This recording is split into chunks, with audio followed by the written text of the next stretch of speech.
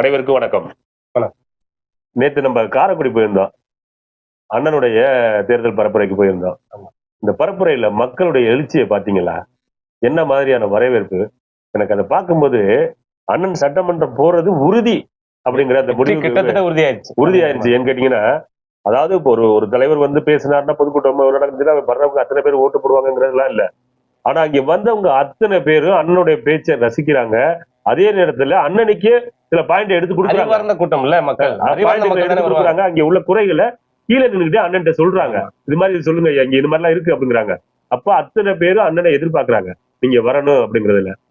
அதாவது அண்ணன் சட்டமன்றம் போறது 100% உறுதி அப்படிங்கிற மாதிரிதான் மக்கள் கருத்து. அங்க காரைக்குடி மக்களே இப்ப நம்ம பாருங்க, கூட்டம் முடிஞ்சதுக்கு அப்புறம் பேருந்து நிலையத்துக்கு போனோம். அங்க போய் மக்கள்கிட்ட கருத்து கணிப்பு, ஈட்டி வலைகளின் கருத்து கணிப்பு. அதுல பாத்தீங்கன்னா இளைஞர்கள் முழுசாவே அண்ணன் சீமான் தான் அப்படின்னு உறுதியா சொல்றாங்க. இப்ப காரைக்குடியில யார் ஜெயிப்பாங்க நீங்க நினைக்கிறீங்க? 4 முனை போட்டி நடக்குதுன்னு சொல்றாங்க. கண்டிப்பா சீமான் அப்பா தான் ஜெயிப்பாரு. இது 100% இப்பவே உறுதி செய்யப்பட்டுருச்சு. இப்ப நீங்க எல்லாருமே பாத்திருப்பீங்க. சரி, கண்டிப்பா அவர் தான் ஜெயிப்பாரு, மாற்றமே இல்ல இதுல. இப்ப நான் பார்த்த வரையிலும் உங்களை மாதிரி இளைஞர்கள் எல்லாம் விஜய் பின்னாடி போறாங்க. வித்தியாசமா இப்ப நீங்க வந்து சீமான் ஜெயிப்பாருன்னு எப்படி சொல்றீங்க? இளைஞர்கள், புரிதல் உள்ள இளைஞர்கள் கண்டிப்பா சீமான் அப்பா பின்னாடி தான் நிப்பாங்க. அவங்க இன்னமும் திரை கவர்ச்சி இந்த மாதிரி அதை ஃபாலோ பண்ணிட்டு போற மாதிரி இருக்கு. ஒருவேளை பின்னாடி புரிஞ்சுக்கிட்டு கண்டிப்பா நாம் தமிழருக்கு வருவாங்கன்னு நான் நம்புறேன். இப்ப காரைக்குடியை பொறுத்த வரையிலும் முழுசாவே மக்கள் ஆதரவு சீமானுக்கு இருக்குன்னு நீங்க நினைக்கிறீங்க? முழுசாவே இருக்கு. கண்டிப்பா அவர் தான் ஜெயிப்பாரு. பொறுத்திருந்து பார்க்கலாம். கண்டிப்பா அவங்க. இப்ப காரைக்குடியில யார் ஜெயிப்பாங்க நீங்க நினைக்கிறீங்க? என்ன பொறுத்தளவுக்கு நாம் தமிழர் ஜெயிக்கிறதுக்கு வாய்ப்பு இருக்கு. எப்படி சொல்றீங்க? எப்படின்னா, இன்னும் எத்தனை காலத்துக்கு போட்டதே போட்டுக்கிட்டு ஓட்டிட்டு இருக்க முடியும்? புதுசா ஏதாவது வரணும்ல, அதனால. இப்ப உங்களை மாதிரி இளைஞர்கள் எல்லாம் விஜய் பின்னாடி போறாங்க அப்படிங்க நிறைய பேர் சொல்றாங்க. இப்ப நீங்க அதை எப்படி பாக்குறீங்க? என்ன பொறுத்தளவுக்கு போவாங்க, ஓட்டு போடுவாங்களான்னு எனக்கு தெரியல. பெரிய கவர்ச்சியில போறாங்க.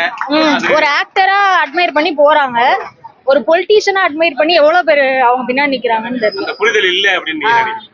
காரைக்குடி மக்கள் அறிவு நிறைந்த மக்கள் தான் அவங்களே சொன்னாங்க. காரைக்குடி மக்கள் சீமான் தான் சட்டமன்றத்துக்கு போகணும் உறுதியா நம்புறாங்க, முடிவு பண்ணிட்டாங்க. அதனால அதை மாத்தலாம் முடியாது. இப்ப விஜய் வந்து காரைக்குடிக்கு போறாரு, குளத்தூருக்கு போல. ஆமா ஆமா, அதை கூட நான் கூட கேட்கிறேன். இப்ப அவர் என்ன சொன்னாரு? திமுகவுக்கும் டிவிகேக்கும் தான் போட்டின்னு சொன்னாரு. டிஎம்கே. அப்ப திமுகவுல எத்தனை அமைச்சர் இருக்கா? எந்த ஒரு தொகுதிக்குமே அவரு வாக்கு காரைக்குடி மாவட்டமே இல்லையே.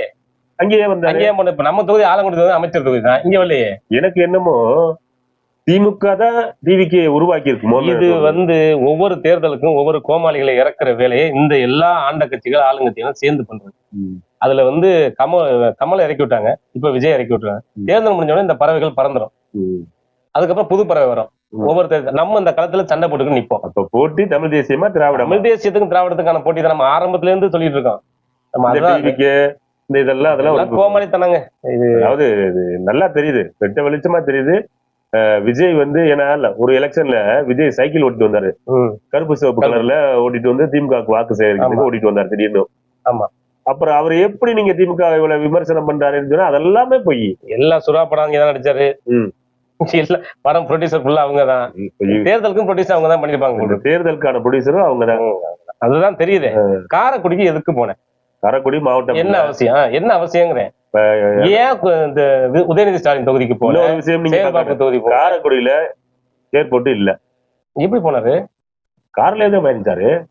ஏன்னா அவர் ஏர்போர்ட் இறங்கணும், பக்கத்துல தானே போய் பேசுவாரு. ரொம்ப லாங் தூரம். 6 மணிக்கு வீட்டுக்கு ஓடிடுவாரு. 6 மணிக்கு வீட்டுக்கு போகணும். ஏன்னா அவருக்கு நீங்க சின்னத்தம்பி படத்துல பாருங்க, கவுண்ட் அப்படி சொல்லுவாரு, 6 மணிக்கு மேல கோடி ரூபாய் கொடுத்தாலும் வேலை செய்யணும்.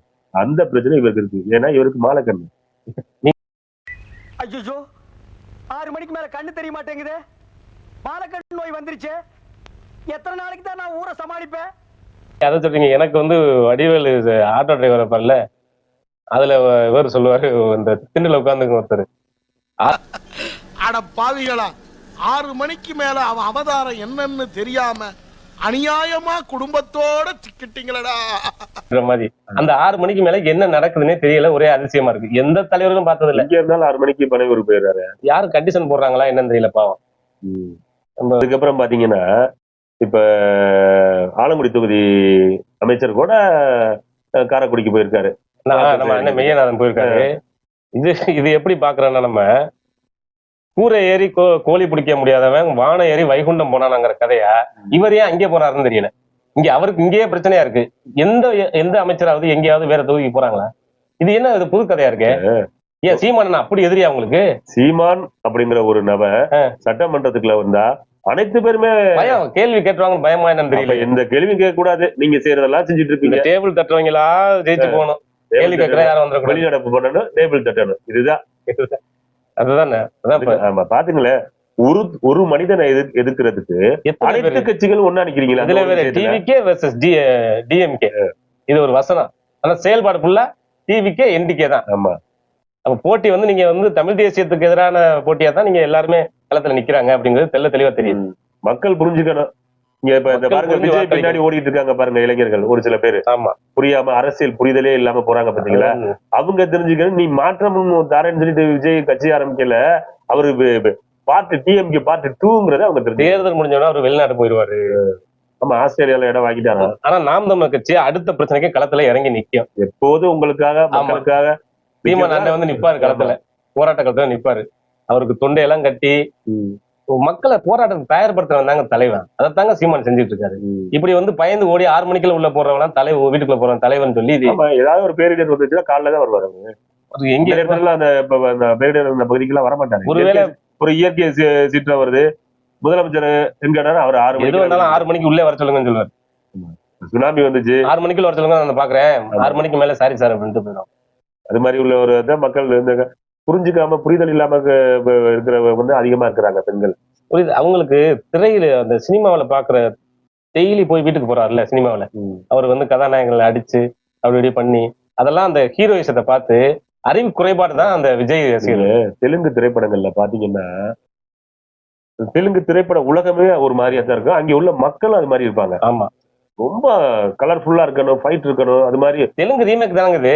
கில்லி படத்தை எப்படி ரீமேக், ஒக்கடு தான் ரீமேக் கில்லியா வந்துச்சு. இப்ப ஒரு அரசியலே ரீமேக் தான். இளநீ குடிக்கிறதுல இருந்து இல்ல, இப்ப ஜனநாயகர் படம் எப்படியே தெலுங்கு படத்தை தானே ரீமேக் பண்ணாங்க. ஆமா, அது கேசரி, என்ன கேசரி, அது பகவான் கேசரி. அப்படி அந்த மாதிரி படங்களை, அது மாதிரி இவருடைய திரைப்படம் மட்டும் இல்லாம அவர் அரசியலையுமே, அரசியல் வாழ்க்கையே காப்பி தான். நீங்க கட்சி கொடியே அண்ணனை பார்த்து கலவு, பிறப்புக்கும் எல்லா உயிருக்கும் வார்த்தையை கூட திருக்குறள்ல இருந்துச்சு, அதை நம்ம வச்சதுக்கு அப்புறம் தான் அவர் எடுத்தாரு. கொடி கலர் அதே இது. அண்ணன் பேசின வசனம் ஃபுல்லா பேசுறாரு. அப்ப இவருக்கும் சொந்த அறிவே கிடையாதா? அவருக்கு எழுதி கொடுக்கறது, அவருக்கு ஒரு இயக்குனர் இருக்கணும். இயக்குனர் இருந்தால் ரெடி, கேமரா ஆக்ஷன் அப்படின்னு சொன்னா மட்டும்தான் அவர் செயல்படுறாரு. நீங்க இப்ப அவரு தேர்தலில் வெற்றி பெற்று என்ன சட்டமன்றத்துக்குள்ள போனா கூட அந்த வாசல் வெளியிலே நின்னுக்கிட்டு ஆக்ஷன் சொன்னதுக்கு அப்புறம் உள்ள போவாரு. அதுதான் இந்த டேபிள் தட்டு ஆக்ஷன் சொன்னா டேபிள் தட்டுவாரு, வெளிநடப்பு பண்ணுவாரு. இதெல்லாம் பண்ணோம்னா ஆக்ஷன் சொல்லணும்னா கூட ஒரு இயக்குனர். சட்டமன்றம் 6 மணிக்குள்ள முடிஞ்சிருந்தானே கூட்டத்தொடர். ஏதாவது எமர்ஜென்சி பீரியட்ல கொஞ்சம் கூட குறைஞ்சு 6 மணிக்கு சார் வீட்டுக்கு போயிருவாரு. அது கொஞ்சம் சொல்லிடணும். ஒருவேளை ஜெயிச்சா இவர் ஜெயிக்க வாய்ப்பு இல்லைங்கிற மாதிரி தான் சொல்றாங்க. இவருக்கு ஜெயிக்கிறதுக்குலாம் வாய்ப்பு இல்லை. திருச்சி நீங்க காரைக்குடியிலே பாத்தீங்க, நம்ம வாக்கு அண்ணன் பேசிட்டு இருந்தாரு. அது முடிச்சுட்டு நம்ம பாருங்க ஊருக்கு வந்து கிளம்பி வரும்போது பாத்தீங்கன்னா தாவேகா வேட்பாளர் பிரபு பசங்களை கூட்டிட்டு போயிட்டு பசங்களா கூட்டிட்டு, பசங்களுக்கு எத்தனை வயசு இருக்கும்? ஓட்டு இல்ல யாருக்கும். எல்லாரு கழுத்துலயும் ஒரு துண்டை போட்டு விட்டு கூட்டிட்டு போறாங்க, அடிக்க சொல்லி. அவங்களுக்கு ஏதாவது செயலா இருக்கு. இப்ப இந்த பாருங்க, விநாயகர் சதுர்த்திக்கு ஒரு சின்ன பிள்ளையார தூக்கிட்டு சின்ன பசங்களா உண்டியல் வச்சு தெரியுவாங்க, அந்த மாதிரி அந்த பசங்களை வச்சுக்கிட்டு நான் காரைக்குடியில ஜெயிச்சிருவேன், சீமான ஜெயிச்சிருவேன் அப்படின்னு ஒரு மாசு ஒரு கிரியேட் பண்றாங்க. சர்ச்சில் முட்டி போட்டு நடந்து போனாரு இன்னைக்கு. யாரு? விஜய். அவரு அவங்க ரசிகர்கள் எல்லாம் சுத்தி கோயில முட்டி போட்டு நடந்து போனாங்க. இப்ப இவர் வந்து அப்ப வந்து மொத்தத்துல ரசிகர் மட்டும் தற்கொலை இல்ல, தலைமை அப்படி இருக்கும்போது அப்புறம் மற்றவங்களும் அப்படித்தானே இருப்பாங்க. எனது இலக்கு பெரிது, என் கனவும் பெரிது, தலைவன் தந்த வழியில் நடக்கிறேன். முன்னம் தோன்றி நிலத்தில் மூத்த பேரினத்தில் இன்னல் நீங்க ஏறி வருகிறேன்.